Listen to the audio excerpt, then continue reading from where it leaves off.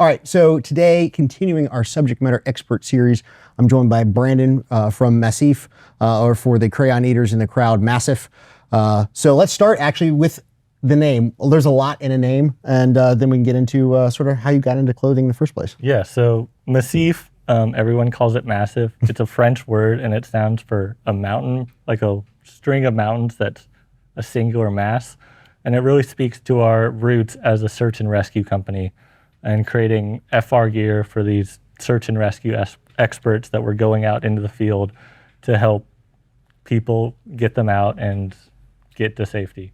Right on, man. So with all that being said, at this point, you guys may be thinking, hey, those are super cool clothing, but I thought EOTECH was an optics company. Well, yes, it's true, we are, but in all likelihood, if you guys are investing in optics of a certain quality, you're also going to invest in yourself in general, and that means all kinds of different gear. And so we wanted to bring in the subject matter experts to talk about all that different gear and give you guys the best resources possible. And at the end of the day, what you put on your feet, what you put in your body is your foundation, and it's going to set you up for success or failure. And so that's why I wanted to talk to you guys and get all that super good information from the horse's mouth. So you guys started, like you said, in the FR space, but you've grown a lot past that. And so there's a lot of different things to cover within the space of what you do.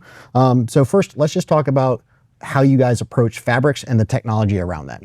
Yeah, so I think, like I said, I think a lot of people are like, how do you get from search and rescue to the defense industry and EOTECH and all the things that go into the modern warfighter? Mm-hmm.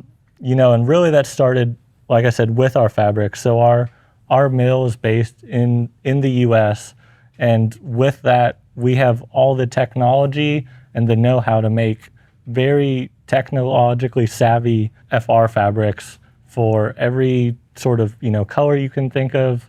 We have these capabilities to get a request from an end user and really dive into like, how do we change the thread? How do we change all these things on the base level of a fabric, mm-hmm. so that we can make a garment that supports the end user, whether you're doing this for a living or, like Chase said, you are building up this kit and you really need something to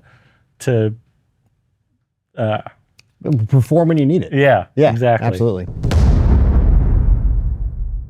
Going into this is sort of, sort of the beginning of Massif in the defense industry. So we have this, which we'll talk about in a second, but this is the original Army combat shirt, mm-hmm. developed in UCP. And this is the contract we've had for, close to 20 years at this point. And this is what really brought us into this world. It has the mock neck, it has these elbow pads, the Velcro, and then we sort of wanted to make our own version of this. So we'll go into that, but that is our quarter zip and sort of what everything else is based off of. Right on. I guess maybe like either using this shirt or this jacket, you want to just talk through some of the design features of the pockets and other some of the stitching and that kind of stuff on the garments? Yeah, so starting with the stitching, so everything from our base layers up to our outerwear has these flat seams stitches, and they're designed to all sort of offset.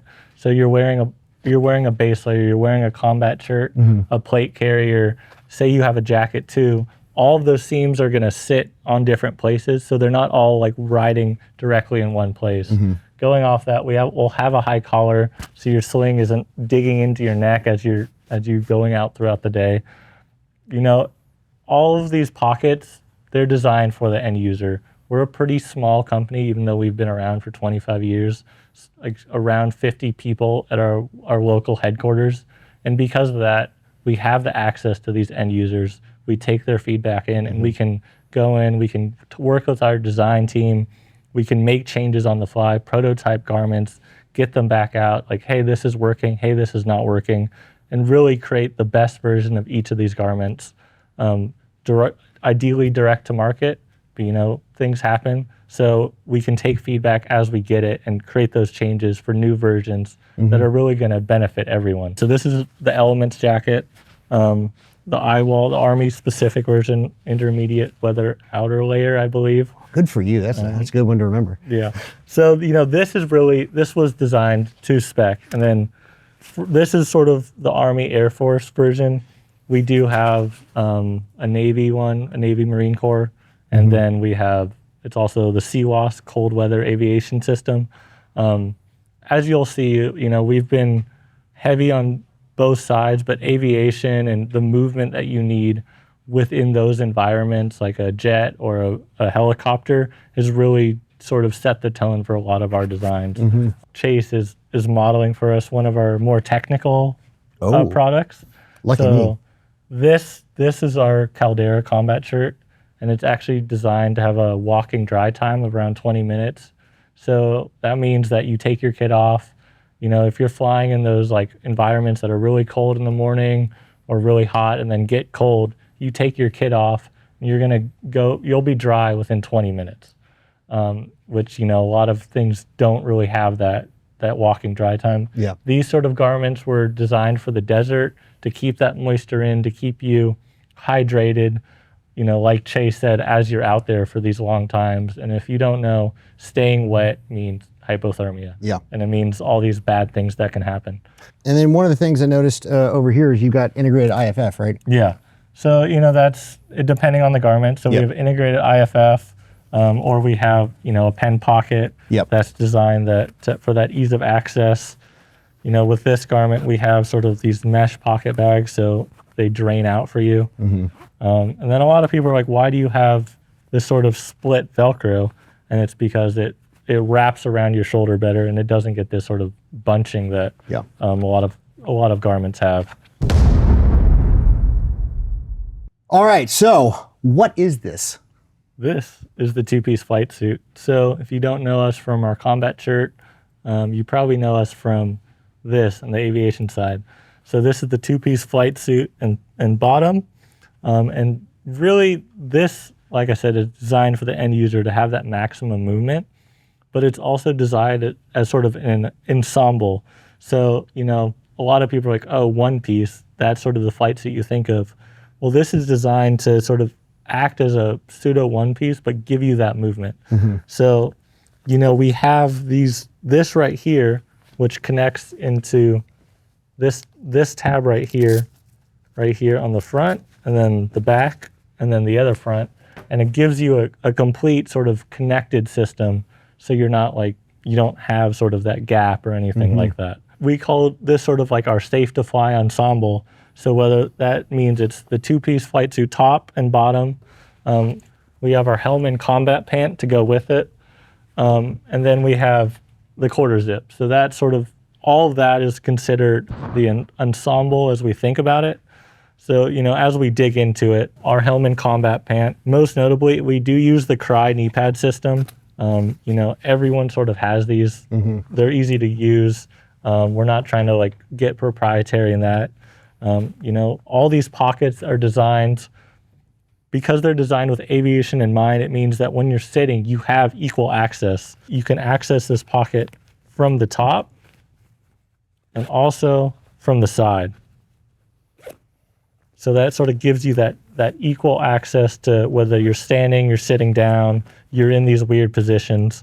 Going from there, a lot of people's sort of issues with, the knee pad system of present is that it's one piece, which creates sort of this, you'll see people completely cinch them down because they need them to stay there, where ours are actually designed to sit right below your knee so that when you do drop a knee, it's right there. And then it's a two-piece system. So it sort of gets rid of that hot spotting. So you can, as you need it, you can make it as secure or loose as you want. Well, and one of the things I've noticed is wearing pants, I don't know how similar, but like this, that have that only one adjustment. People's legs are different shapes, and so are their knees.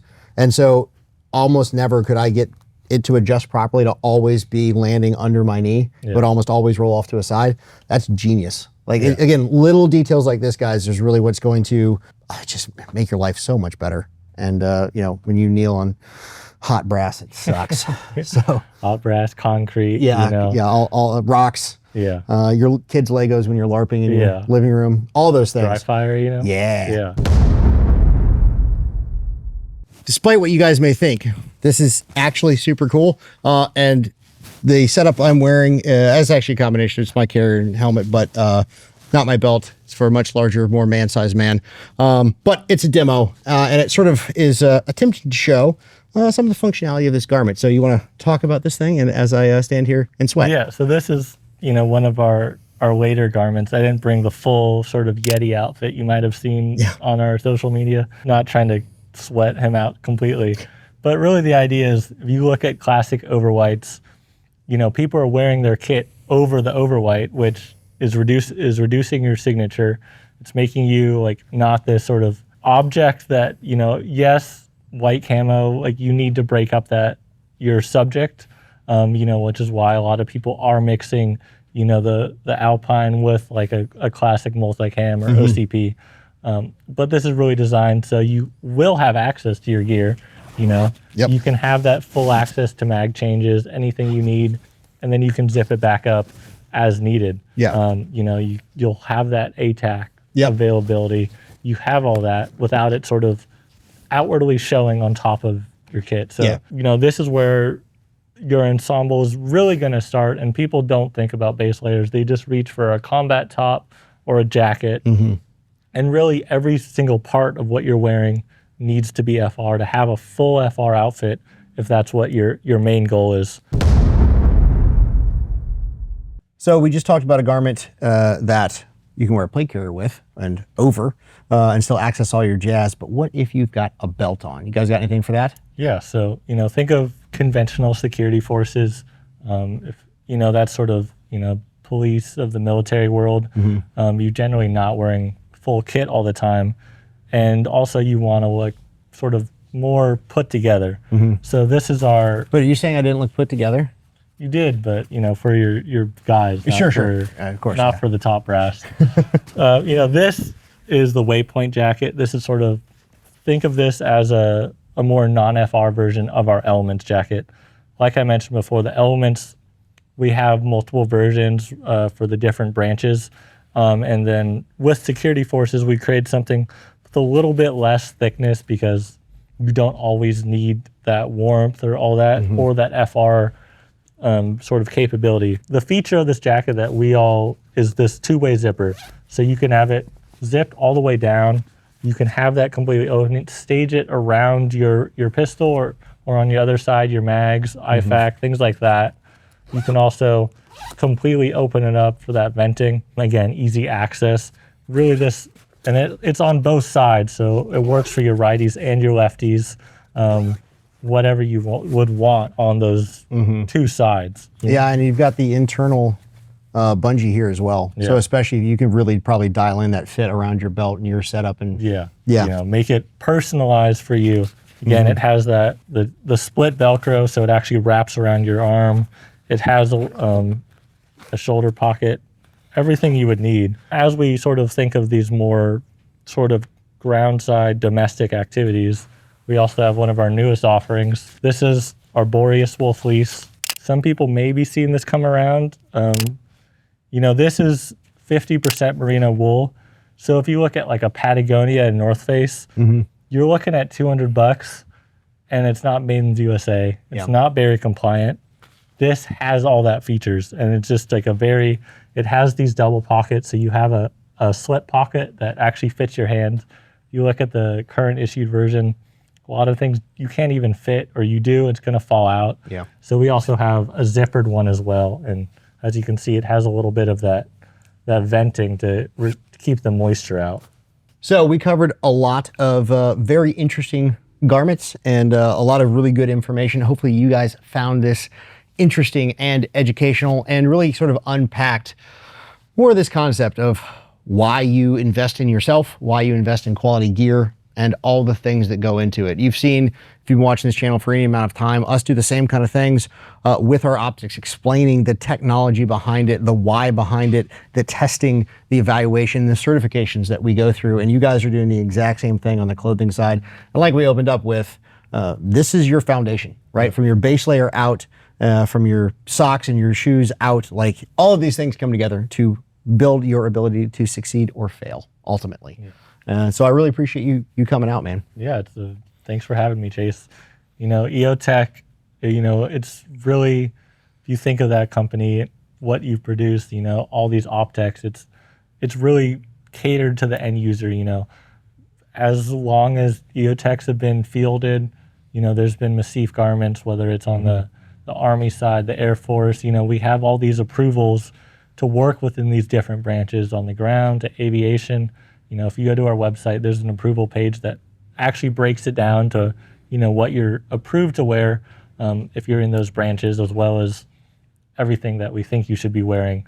It's on our team. We have multiple people that were end users that had boots on the ground. They were running EOTECH. If you look back, there's things we did directly with EOTECH in the last year that showcase those people overseas with our gear, with EOTECH. It's that commitment to the end user that we come back to. We're a small company. We work hard to make sure that everyone, whether you're wearing it for the first time, you've been wearing it for years, you can feel the quality, you can feel all the design choices we make to make sure you can succeed in any environment. Yeah, and at the end of the day, end users succeeding is what it's all about, man. Yeah. So guys, thank you so much for watching. If you have any comments, questions, or you want to give us all your interesting feedback in the comments below, we appreciate the engagement. Train hard, live free. See you next time.